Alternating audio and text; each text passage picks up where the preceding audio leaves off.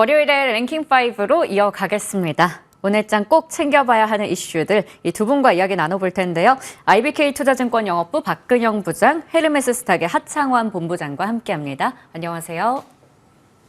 네. 오늘은 먼저 반도체에 대한 이야기부터 시작해 보도록 하겠습니다. 엔비디아 쪽에서 블랙웰의 수요가 상당히 견조하다, 1년치 완판이다, 이런 얘기를 하고 있습니다. 그런 가운데 이번 주에는 또 ASML이나 TSMC, 램리서치 같은 여러 반도체 기업들 실적 발표도 앞두고 있어요. 한 주 좀 중요하지 않을까 싶은데 오늘 마침 또 한 주의 시작부터 삼성전자가 6만 1,000원대까지 한번 회복하는 모습 보여주기도 했습니다. SK하이닉스도 18만 8,000원대 지나가고 있고요. 일단은 나란히 1%대 강세인데 이거 한 주 동안 잘 지켜내든 아니면 더 올라가 주든 해야 되겠죠. 어떻게 전략 챙겨보면 좋을까요? 먼저 박근영 부장님께 질문 드리도록 하겠습니다. 앞서 엔비디아 쪽에 블랙웰에 대한 수요 자신감을 좀 들어봤는데 관련한 밸류체인 쪽 상승도 함께 이어질 수 있을지 어디까지 갈 거라고 보세요? 일단 향후 12개월 동안의 엔비디아 블랙웰 네. 공급은 매진이 됐다고 이야기를 되고 있기 때문에 일단 수급은 굉장히 좋을 걸로 보이는데, 말씀드렸던 H100과 H200을 잇따른 최신 AI 칩이 GB200이라든지 여러 가지 다른 것들이 있습니다. 4분기부터 본격적인 양산이 들어가고 내년 1분기 정도에는 아마 이렇게 충분히 이제 어떤 오더가 이제 실질적으로 손에 쥘 수 있도록 하는 것 같은데, 온스털리 애널리스트는 엔비디아 경영진을 NDR을 하면서 블랙웰 공급과 관련된 언급을 하고 있으면서 상당히 긍정적인 이야기를 했고요. 목표 주가도 최근에 골드만삭스 같은 경우도 135달러에서 150달러까지 올려가는 모습이 보이죠. 10월 달에 1일부터 10일까지 수출 지표 동향을 보면은 1일부터 10일까지의 가운데 디램 가격의 중량단 단가가 급등을 했습니다. 치솟았거든요. 그래서 왜 갑자기 이런 현상이 나타날까 이야기를 해보면 HBM 관련된 이슈가 좀 있었지 않을까 생각을 해봅니다. 그렇기 때문에 전반적으로 지금 HBM 관련된 블랙웰 수요가 이렇게 간다고 본다면은 사실은 삼성전자보다는 하이닉스가 훨씬 더 긍정적인 모멘텀이 당연히 되겠죠. 그래서 삼성전자 쪽이 블랙웰 관련된 수요에 대해서 수요를 본다기보다는 하이닉스 쪽이나 그 외에 그 밸류 체인들이 훨씬 더 좋아지는 쪽으로 보는 게 맞는 것 같습니다.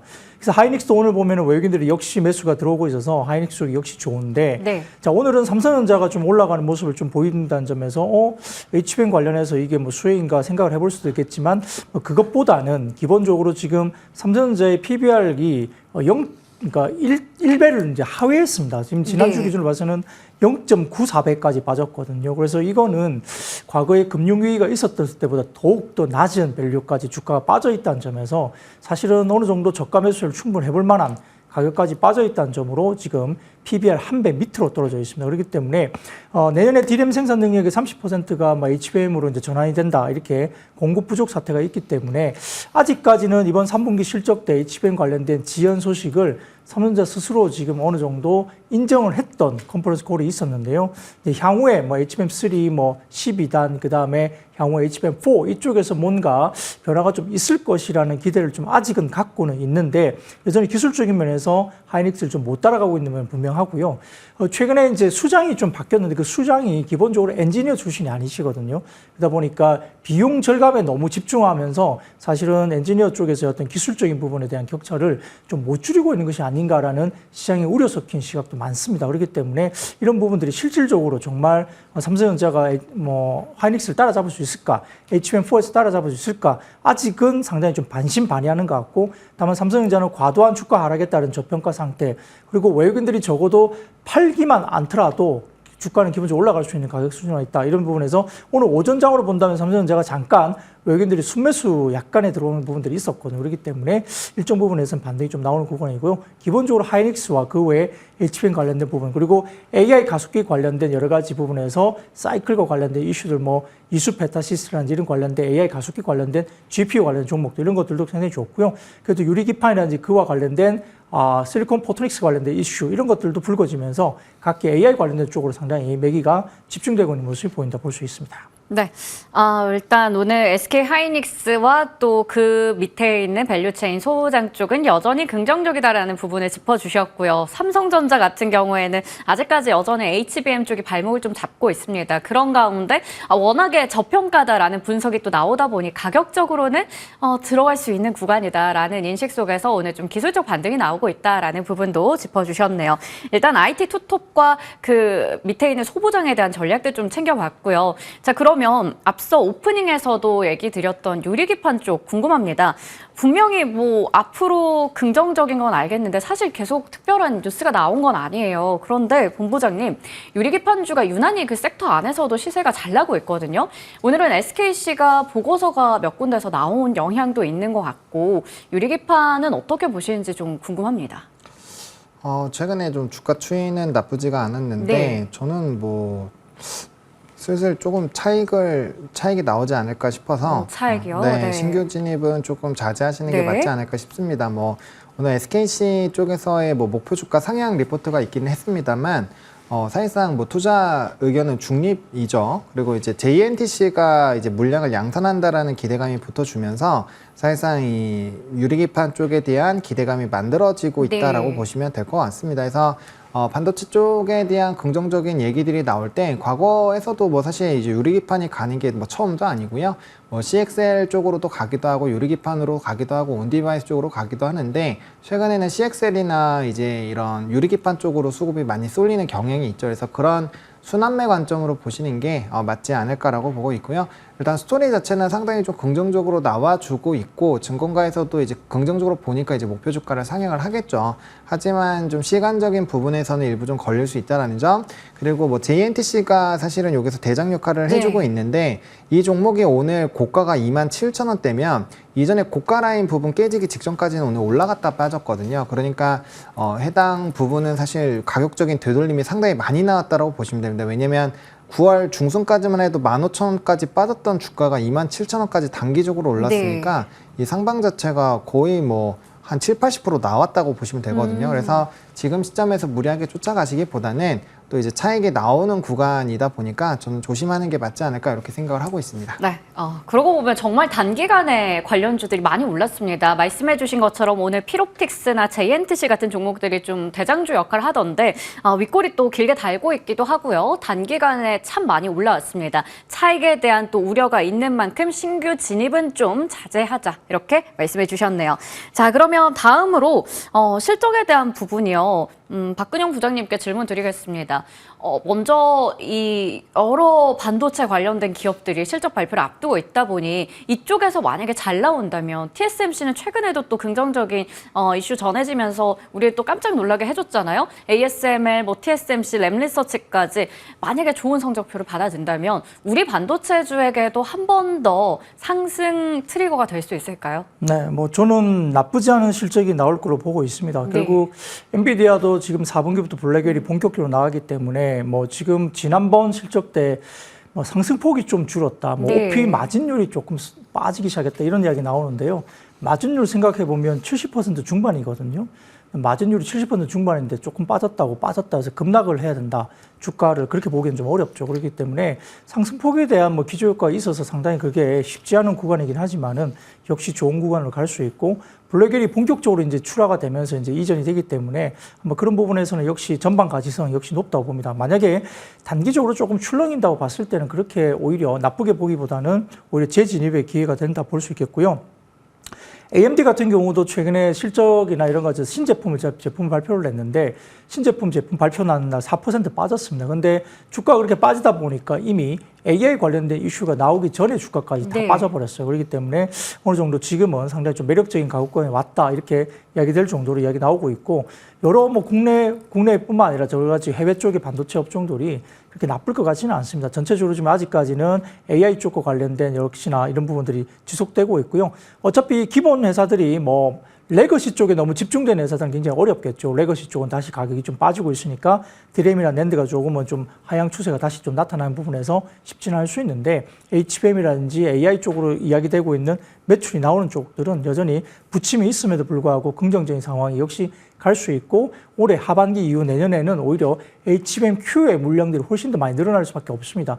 각각의 회사들이 지금 들어가는 AI 가속기가 워낙 양이 많아지기 때문이고 모델도 워낙 많아지기 때문에 HBM 관련 쪽은 역시 부정적이 아니라 긍정적이기 때문에 조정 시에는 오히려 매수 기회로 보시는 게 낫지 않을까 싶습니다. 네. 여전히 또 이쪽의 실적에 대한 기대감이 있는 만큼 HBM 관련주는 우리 꾸준히 볼만한 것으로 보이고요. 무엇보다 조정 시에는 매수도 가능하다라는 전략까지 챙겨주셨습니다. 자, 반도체 이야기 해봤고요. 이어서 로보택시 쪽으로 넘어갈 텐데 알맹이가 없었다, 뭐 감동도 없었다, 여러 가지 혹평이 좀 쏟아졌습니다. 아무래도 로보택시가 공개되고 뭐 관련한 이 디자인부터 뭐 시연까지 잘 했겠지만 구체적인 이야기들 앞으로 어떻게 규제를 넘어설 것인지 기술에 대한 이야기가 좀 부족했다라는 평가가 나오죠. 관련해서 사실 2차 전지나 자율주행, 로봇까지 좀 섹터에 대한 기대감이 있었는데 테슬라가 거의 8% 급락하다 보니 2차 전지가 그 여파를 좀 크게 맡고 있습니다. 오늘 줄줄이 좀 급락하는 모습 확인되고 있는데요. 이쪽 어떻게 봐야 될까요? 하창원 본부장님, 기대가 너무 컸던 탓인지 사실 기대감이 올랐었잖아요. 캐즘에 대한 우려에도 불구하고 로보택시로 쭉 갔었는데 이제 다시 이게 소멸되다 보니 또 쭉 내려왔습니다. 어떻게 좀 대처해야 될까요? 뭐 일단은 시장에서는 너무 많은 걸 바란 것이 아닌가라고 네. 저는 개인적으로 생각을 하고 있고요. 사실 이제 테슬라의 그 로보택시 행사를 저는 되게 즐겁게 봤거든요. 재밌었죠. 볼거리 많았어요. 네, 볼거리도 네. 많았고, 참, 테슬라가 정말 이제 FSD 쪽으로는 좀 압도적이구나라는 거를 저는 개인적으로 좀 느꼈습니다. 근데 이제 시장에서는 결과적으로 이게 이제 좀 질질 계속 끌려오던 이슈니까 네. 그래서 도대체 언제 나올 건데 요거를 좀 많이 집중을 했었던 것 같고요. 네. 또 사실 머스크가 이러한 이슈가 있을 때 CEO가 상당히 원래는 이렇게 발언들을 많이 해주는데 네. 그렇게까지 막 많은 발언하지 않았거든요. 네. 그러다 보니까 뭐야 이거 왜 말을 잘 안 하지? 약간 이런 식으로의 좀 방향성이 잡혀 있지 않나라고 봅니다. 근데 일단은 지금 최근에 이제 사이버 트럭부터 시작해서 가격을 계속 좀 떨구고 있는 그런 상황인데 아무래도 이제 물량 자체를 좀 늘려나가는 과정으로 계속 나아가고 있다라고 보시면 될 것 같고 결국에는 이제 이 제품으로 돈을 벌기보다는 소프트웨어 쪽으로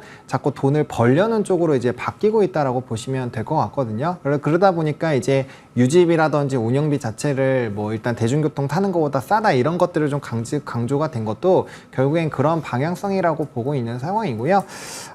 일단은 뭐 시장에서의 기대감들은 조금 부족하긴 했지만 어쨌든 뭐 슈퍼바이즈드 FSD 같은 경우도 25년 1분기에 이제 중국과 유럽 쪽에 대한 공식 출시가 얘기가 되어 있었던 상황이고 뭐 사이버캡도 사이버캡이지만 어쨌든 로보밴 관련된 부분도 저는 뭐 상당히 괜찮게 봤습니다. 그리고 네. 무엇보다 옵티머스는 기회가 되면 꼭 사보고 싶다라는 생각을 휴머노이드 로봇. 네. 그런 생각이 좀 들었고 일단 스타쉽 같은 경우도 로봇팔이 참 잘 잡아줬거든요. 네. 그래서 그런 것들을 봤을 때 이게 이렇게까지 무너질 필요가 있을까? 그리고 사실상 테슬라는 원래는 이렇게 뭐 인도량이라든지 이런 부분이 좀 부정적으로 된 다음부터는 정말 신랄하게 비판을 많이 네. 받았었고 목표 주가도 많이 하향 조정이 됐었는데 1분기부터 인도량 자체가 계속적으로 좀 증가하고 있었고 최근에 이제 3분기 인도량 같은 경우는 46만 대 사실 원래 처음에 예상했었던 컨센보다 상회를 한 건데 이게 막판에 기준치가 너무 높아지다 보니까 48만 대까지 높아지면서 뭐야 이거 기준치 못 되잖아 이렇게 돼버린 거거든요. 그래서 너무 시장이 요즘에는 기대치가 많이 높아져 있는 네. 것이 아닌가라고 보고 있고요. 사실 그때 그 기대치만큼 테슬라를 오랜 기간 보셨으면은 원래 그 기대감으로 있었으면 $300는 돌파를 했어야 되거든요. 그래서 네. 저는 사실 기대감이 높기는 했지만 그럼에도 불구하고 그렇게까지 높았나라는 부분에 좀 물음표가 있고요. 테슬라 같은 경우는 뭐 ESS 쪽도 있고 지금 우장국 쪽도 잘 되고 있는 상황들이 있어서 좀 플러스 알파 요인이 상당히 많다라는 부분도 좀 체크를 해보시면 좋을 것 같습니다. 네. 사실 오늘 2차 전지가 유난히 좀 매를 맞는 느낌이 강하게 들어서 어떻게 보면 좀 억울하다 이런 생각 하시는 분들도 계실 것 같아요. 로보택시 이슈로 그렇게 크게 움직이기보다 사실 말씀해 주신 뭐 인도량이나 이런 성적들이 중요했을 텐데 일단 오늘의 급락이 좀 아쉽지만 여전히 플러스 알파 요인들은 있다라는 부분도 함께 짚어주셨습니다. 자, 그러면 이번에는 자율주행 이야기 해볼게요. 박근영 부장님, 오히려 2차 전지보다는 사실 자율주행이 좀 더 로보택시랑 연관이 있는 것 같은데 그럼 이쪽은 정말 이제 실망 매물이 네. 크게 작용하는 것인 건지 보유자분들도 많이 계실 것 같거든요. 어떻게 하면 좋을까요? 테슬라가 아주 높은 밸류를 받은 것은 전기차만 팔아가지고는 그 밸류를 못 받는 거죠. 그래서 자율주행이라든지 로봇이나 AI 네. 쪽에 충분한 그리고 플랫폼 기업으로서의 밸류를 받았기 때문에 현재 그 주가가 있는 겁니다. 지금 소위 말하면 테슬라의 가장 빠라고 이야기되는 쪽이 있죠. 그쪽 관련해서도 관련된 이야기가 모건 스탠리 쪽이 이제 테슬라 바입니다. 가장 스트롱 바이 하는 그런 쪽인데 그쪽마저도 이번에 자율주행 관련된 행사에 대해서 아주 악평을 내놨거든요. 네. 그래서 실질적으로 지금 이 부분에 대해서 기술 변화, 그 다음에 어떻게 시장 진출을 할 것이며 규제를 어떻게 풀 것인가, 그리고 공식적으로 어떻게 대량 생산이 가능한가, 이런 데이터가 아예 부재했기 때문에 테슬라의 가장 강한 스트롱 바라고 이야기되고 있는 모건 스탠리조차도 이런 측면에서 기대를 붙이지 못했다라고 혹평을 내놓을 정도로 이번 이야기는 거의 그냥 LA 로스앤젤레스 쪽에 그냥 영화 스튜디오에서 그냥 행사 이벤트 한 정도로 수준으로 생각을 합니다. 네네. 그러다 보니까 지금 주가 부분이 어떻게 반응을 했냐. 보기에는 굉장히 화려하게 보였지만 오히려 우버가 급등을 했어요. 테슬라는 급락을 했지만 그렇기 때문에 테슬라 관련된 이 부분에 대해서 결국은 시장은 오는 건 맞습니다. 테슬라가 언젠가는 하겠죠. 근데 이번에는 실망감이 너무 크다. 이야기를 될 수밖에 없고요. 따라서 오히려 우버라든지 그다음에 우리가 보고 있는 웨이모 이런 쪽에 관련된 부분들이 역시나 굉장히 강하게 좀 더 기대가 부각될 수밖에 네. 없다 이렇게 볼 수가 없고요. 실질적으로 지금 새로운 어떤 물건들이 나올 때도 2026년도 이후나 돼야 된다 이렇게 네, 이야기를 했기 맞아요. 때문에 대량 생산에 대한 의문점이 여전히 있다는 거고 두 번째로 서비스 지역이 너무 좁습니다. 네. 지금 이 서비스 이야기가 됐던 위치 자체가 뭐 미국의 일부 지역만 지금 서비스가 한정돼 된다는 있어요. 식으로 이야기를 네. 했기 때문에 이게 그렇다면 뭐 실질적으로 그것도 2년 뒤에나 조그만 지역에서 서비스를 물론 조그만 지역은 아닙니다만 뭐 중국 시장이라든지 이것도 내년 정도에 네. 1분기쯤 된다고 하는데 그게 터진다면 좀 더 달라지겠지만 미국 쪽의 어떤 그런 서비스 지역 자체가 너무 없다는 거죠. 그래서 도시 자체는 큰데 지역 숫자가 너무 적다는 점이 초점이 굉장히 좀 부정적인 이야기가 되지 않을까 이런 생각이 드는데요.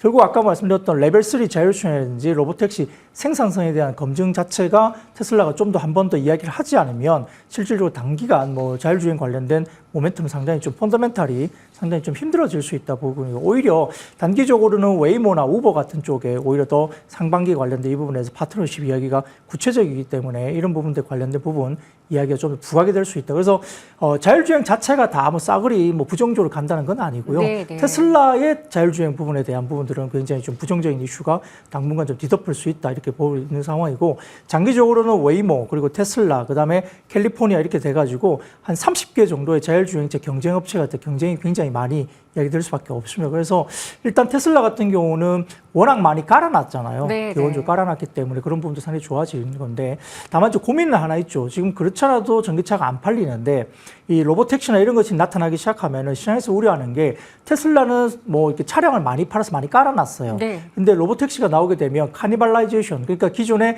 모델 Y나 많이 팔던 그런 어떤 모델들이 안 팔리기 시작할 가능성이 높다. 그러니까 로보택시 때문에 기존에 잘 팔고 있던 테슬라 모델이 잠식당할 가능성도 있다는 이야기가 부정적으로 또 네네. 분석이 됩니다. 그렇기 때문에 이러한 것들이 어떻게 시장에서 테슬라가 그런 우려를 잠식시키고 갈 수 있는지가 좀 확인이 돼야 되는 어떤 이벤트 변화가 되지 않을까 이런 생각을 좀 해볼 수 있겠습니다. 네, 이번 이벤트에 대해서 좀 구체적으로 또 의견까지 제시해 주셨습니다. 특히 자율주행 쪽은 아직도 상용화되고 그 수치로 찍히기까지 시간도 좀 걸릴 것으로 보이고요. 일단은 그러한 부분들에 대해서 짚어주셨네요. 자, 두 번째 이슈 확인해 봤습니다. 이어서 세 번째 이슈. 중국 쪽에서 경기 부양책 꾸준히 이제 내놓으면서 구리값도 다시 오른다고 하고 이미 또 좋은 모습 보여주고 있죠. 그리고 전력 설비 쪽 여전히 미국에서는 관련한 인프라에 투자를 좀 박차를 가하고 있습니다. 그런 가운데 이제 관련주에 대한 시선을 좀 체크해 봐야 될 것 같은데요. 자, 하창호 본부장님, 구리값이 벌써 또 1만 달러에 육박했다고 하는데 전선이 좀 대표적이잖아요. 전선 오늘 시세 좋거든요. 그리고 전력 인프라 쪽에서 봤을 때도 결국에는 전력 설비가 잘 가기 위해서는 그 안에 들어가는 이제 전선 중요하다라는 부분 우리 많이 들었었는데 우상향 지속할 수 있다라고 생각하세요? 일단은 뭐 매번 이 주제가 나올 때마다 말씀을 드리지만 일단은 속도는 변압기가 항상 빠를 겁니다. 산업의 네네. 구조적인 속도 자체가 변압기가 빠르기 때문에 일단 초과 변압기를 항상 우선적으로 보시는 게 맞고요. 그다음 최근에 이제 말씀 주신 것처럼 이제 구리 선물 가격 자체가 상당히 좀 올라가기는 했었습니다만 다시 조금 내려온 부분이 있죠. 근데 이제 부양책들이 있다 보니 그 이제 비철금속부터 시작해서 원자재 가격들이 조금 들썩거린 부분들이 없잖아 있고요. 거기에 따라서 이제 구리에 대한 이런 가격들이 계속 올라가지 않겠느냐 이런 전망들이 나오고 있습니다. 그리고 구리 가격이 올라가면은 이제 전선 쪽은 가격으로 바로 전가를 해놓을 수 있기 때문에 사실상 구리 가격 상승은 수익성이 좀 강화가 되는 부분이라고 보시면 될 것 같거든요.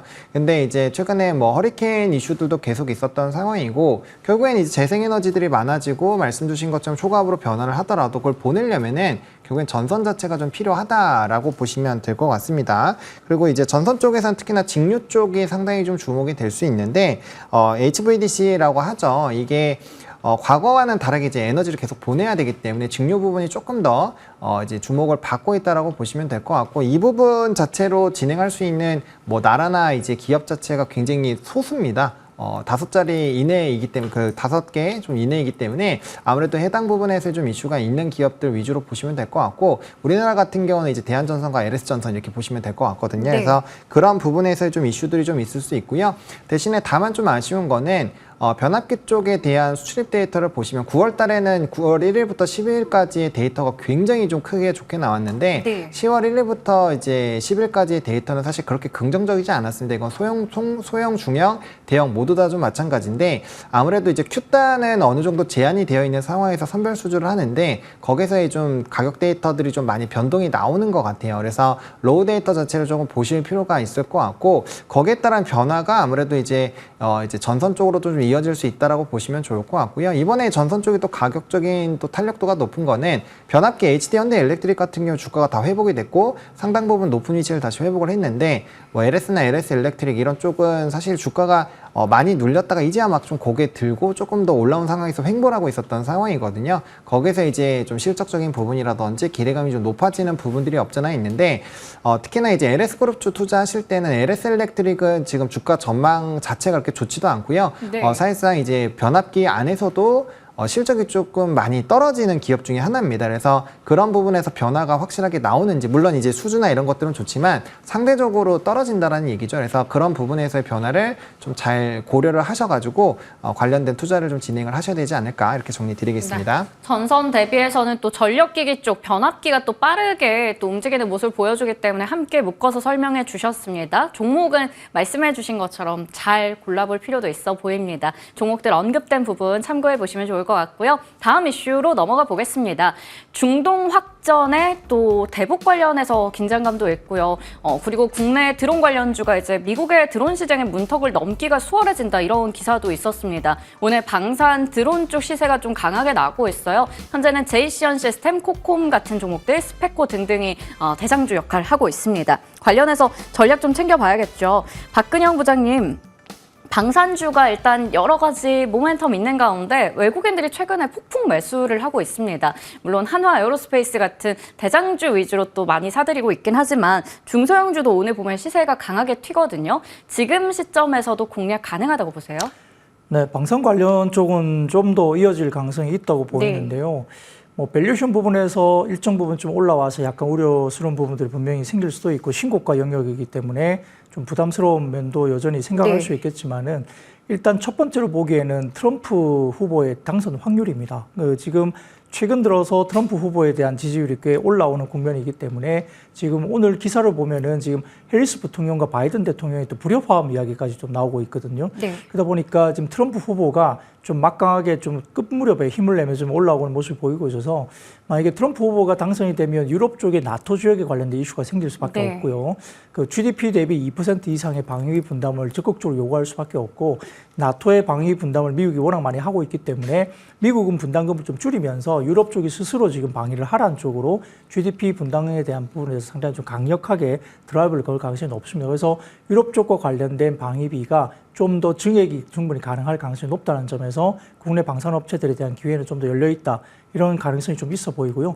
중동 지역에 여러 가지 이슈들이 아직 남아있고 더군다나 지금 올해 하반기에는 지금 LIG 넥슨뿐만 아니라 뭐 여러 가지 현대 로템 같은 경우도 2차 K2 전차 관련된 계약권 관련된 가능성이 지금 굉장히 높게 형성되고 있기 때문에 지금 현대 로템 등과 관련해서 부분도 상당히 지금 아직까지 상당히 좀 긍정적으로 좀 기대감이 아직 형성되어 있습니다. 아마 올해 연말까지는 좀 나올 가능성이 높다고 얘기되고 있어서 아마 한화에어로스페이스나 LG 넥스원 등과 관련된 9월 달에 뭐 계약건들이 나왔지만은 남아있는 게 로템까지 남아있어요. 그러니까 상대적으로도 로템 같은 경우는 조금 밸류가 상대적으로 좀 싸게 거래되고 있는 상황이고요. 한화에어로스페이스나 이쪽은 방산뿐만 아니라 우주항공까지 지금 프리미엄을 또 받고 있기 때문에 같이 움직임들이 지금 어떤 회사 분할 이후에 또 상당히 좋은 모습을 보여주고 있다는 점에서 전체적으로 긍정적이에요. 그래서 아마 방산 쪽을 보신다고 한다면 중소형주의 각 종목별에 대한 테마 종목들을 보신 데보다는 큰 종목들 중심으로 보셔도 충분히 주가 부분에서는 좀 안정적으로 편안하게 주가들을 좀 올릴 수 있지 않을까 보고요. 뭐 그러니까 미국 쪽 관련해서 보면 로키드 마틴이나 방산 관련된 고유 방산 업체들도 신고가 내면서 상당히 견조한 모습이 계속 나타나고 있다는 점에서는 방산 업종에 대한 부분들을 아직도 좀 더 긍정적으로 끌고 가도 되지 않을까 생각을 갖고 있습니다. 방산 쪽 여전히 추가 상승 여력 있고 긍정적인 관점에서 끌고 갈 수 있다라는 전략 챙겨주셨습니다. 자, 그러면 같이 오늘 또 부각되고 있는 드론 쪽 확인해 볼게요. 하창원 본부장님, 얼마 전에도 미국 쪽에서 중국의 드론 업체들 좀 제재 가한다라는 이슈 나오면서 드론 쪽 시세 좋았었는데 이번에는 아예 또 미국과 MOU 소식이 전해지면서 이건 우리 드론 업체들에게 굉장한 또 수혜가 되지 않을까라는 기대감이 있습니다. 근데 보면 윗골이 길게 단 종목들도 있잖아요. 단기적으로 볼까요? 아니면 정말 이 소식 속에서 우리 드론 업체들이 미국 시장에 간다 이런 좀 계획들까지 챙겨보면서 중장기로 봐도 될까요? 저는 단기로 네. 보시는 게 좀 좋지 않을까라고 보고 있고요. 국내 드론 종목군들이 좀 대다수가 그냥 단순 유통을 하는 단순 업체, 유통? 네, 네. 그게 많습니다. 그래서 사실상 어느 정도의 큰 수혜를 받을지에 대한 물음표가 좀 있고 오히려 저는 접근을 한다라고 한다면 위성이나 이런 쪽을 조금 더 이제 UAM 쪽을 네. 적극적으로 하는 그런 업체들을 보시는 게 좀 연속성 부분에서는 괜찮지 않을까라고 보고 있거든요. 일단 MOU 이슈가 있었고 뭐 시장 진출에 대한 기대감이 높아진다라는 얘기들이 나오고 있다 보니까 충분히 수급적인 연속성은 가질 수가 있습니다. 그런 부분은 있겠지만 이게 이제 중장기적으로 이 펀더가 엄청나게 증가해서 기업의 이제 실적 자체가 좋아지면서 구조적인 성장으로 이어지느냐 그것까지는 조금 고민을 해봐야 되기 때문에 일단 현재 시점에서는 이슈발 부분으로 접근 대응을 하시는 게 맞지 않을까라고 생각을 하고 있습니다. 네. 시세 연속성을 또 따지기 위해서는 우리가 앞으로 또 길게 보기보다는 단기적인 부분에서 일단은 체크해보자 이렇게 정리하고 가도록 하겠습니다. 자, 마지막 이슈로 넘어갈게요. 비만 치료제 위고비 드디어 내일부터 국내에서 만나볼 수가 있습니다. 그동안 치료제 관련주부터 해서 유통 쪽까지 얼마나 많은 주목을 받았었나요? 막상 또 내일이 되고 나면 어떻게 시세가 변할 것인지 일단 오늘 시장에서도 관련주들 좀 체크해보면 좀 일부 종목 제외하고는 또 밀리는 쪽들도 많고요. 나이백은 뭐 상한가 기록하는 등 엇갈리긴 합니다. 박근영 부장님, 이 뉴스가 세론으로 작용할 것인지 아니면 내일 또 추가적으로 시세가 날 것인지 어떻게 보시는지 좀 궁금합니다. 네, 아마 우리가 비만 치료제는 그냥 단기에 끝나기 좀 어렵지 않을까 네. 생각을 하고 있어요. 지금 오늘 같은 경우는 특히나 지금 시장에서 수급이 제한된 상황에서 이 반도체라든지 소부장 이쪽으로 상당히 좋은 환경이기 때문에 특히 삼성전자나 하이닉스가 상당히 좀 강하게 수급이 좀 들어오는 모습에서 반도체 소부장이라든지 IT 쪽으로 상당히 많이 들어오죠. 뭐 유리기판이라든지 실리콘 포토닉스 관련된 이쪽도 많이 들어오기 때문에 아마 최근에 좀 주가가 올랐던 특히 시가총액으로 본다면 알테오자라든지 그다음에 최근에 많이 올랐던 리가켄바이오 이런 ADC 관련된 제형의 대장주들이 다소 조금 신고가 나온 상태에서 약간의 조정이 좀 나오고 있고 삼성바이오로직스 같은 경우 그렇게 빠지진 않습니다. 100만 원대에서 그렇기 때문에 셀트리온도 조금 주춤하다가 이제 오늘은 조금 쉬고는 있지만 전체적으로 지금 수급이 바이오 쪽에서는 조금 주춤한 상황이고 네. 내일 일정을 앞두고 있기 때문에 미리 조금은 이제 시장에서 경계감을 가지고 네. 최근에 좀 올랐던 종목들은 조금 팔고 있는 모습을 보이긴 합니다. 근데 위고비 관련해서 비만 치료제가 한 번 더 퀀텀 점프를 할 수 있다고 제가 보는 이유는 내년 2월에 아마 미국의 IRA 약가 협상이 있을 예정입니다. 그렇기 네. 때문에 그때 당시에 내년 2월 공개될 15개 약가 협상 품목 중에 그 사이에 위고비가 아마 유력하게 들어갈 가능성이 높아요. 그렇게 되면 위고비가 유력하게 들어가게 되면 내년 2월 27년부터 시행될 파트 D 품목이 추가 공개되면서 위고비가 들어갔을 때 아마 수요에 엄청나게 지금 크게 이야기가 될 가능성이 높습니다. 왜냐하면은 위고비가 아직은 메디케어 보장을 받지 못하는 상황인데 그러니까 굉장히 좀 비싸겠죠. 근데 약가 인하가 보험 보장이라는 이제 수요 증가가 결국 될 수밖에 없는 상황이고요.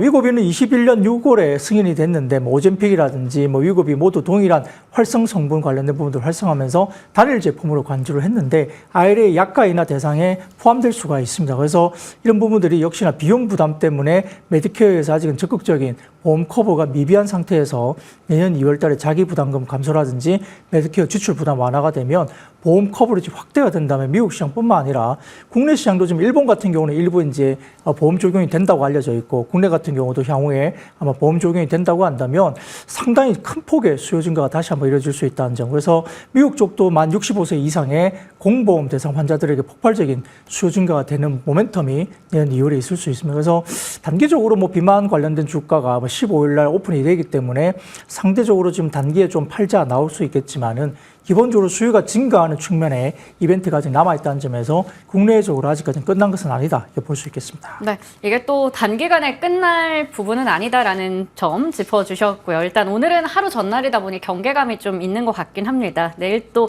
뚜껑 열리고 나서 시세 봐야 될 것 같네요. 자, 그러면 하창원 본부장님께 질문 드리겠습니다. 마지막 질문이네요. 비만 치료제 테마가 마찬가지로 지속될 거라고 보시는지, 만약에 그렇지 않다면 또 다른 테마 어느 쪽을 보시는지 궁금하거든요. 일단 지속될 거라고 생각을 지속될 하고 것이다. 있습니다. 왜냐하면 이제 글로벌적으로 이슈가 네. 되고 있는 거고 워낙 큰 제품이다 네. 보니까 근데 이제 요즘에 시장 자체가 이슈가 오픈이 되면 세론으로 좀 작용했다가 다시 가는 경우가 있거든요. 그래서 단기적으로 많이 올라온 종목, 뭐 페트론 같은 경우도 이제 거의 직전 고점까지 올라왔으니까 그런 종목분들은 단기 차익 좀 조심하실 필요가 있을 것 같고 뭐 비슷합니다. 지금 바이오는 뭐 바이오시밀러나 신약 관련된 네. 기대감이 있다거나 아니면 뭐 ADC라든지 CDMO 쪽을 좀 관심 있게 보셔야 될 것 같은데 저는 최근에는 ADC 제형이라든지 이쪽을 좀 보시면 좋을 것 같아요. 왜냐하면 삼바도 일본 쪽으로 나가고 있고 리가캠 이슈도 사실 일본에서 또 트리거가 만들어진 거기 때문에 일본발로 영향이 되어 있는 쪽으로 해서 바이오 쪽인 단기 트리거가 또 나올 수 있지 않을까라고 네. 보고 있거든요. 그래서 그런 쪽을 일단 좀 집중적으로 보시는 게 어떨까 싶습니다. 여전히 테마는 지속될 것이다 말씀해 주시면서도 펩트론 같은 종목들은 또 차익에 좀 유의는 하자 이렇게 짚어주셨고요. 바이오 안에서는 ADC나 기술 플랫폼 관련주들은 꾸준히 보자 이렇게 마무리 짓도록 하겠습니다. 오늘 두 분과 함께했습니다. IBK 투자증권 영업부 박근영 부장, 헤르메스 스탁의 하창원 본부장과 함께했습니다. 고맙습니다.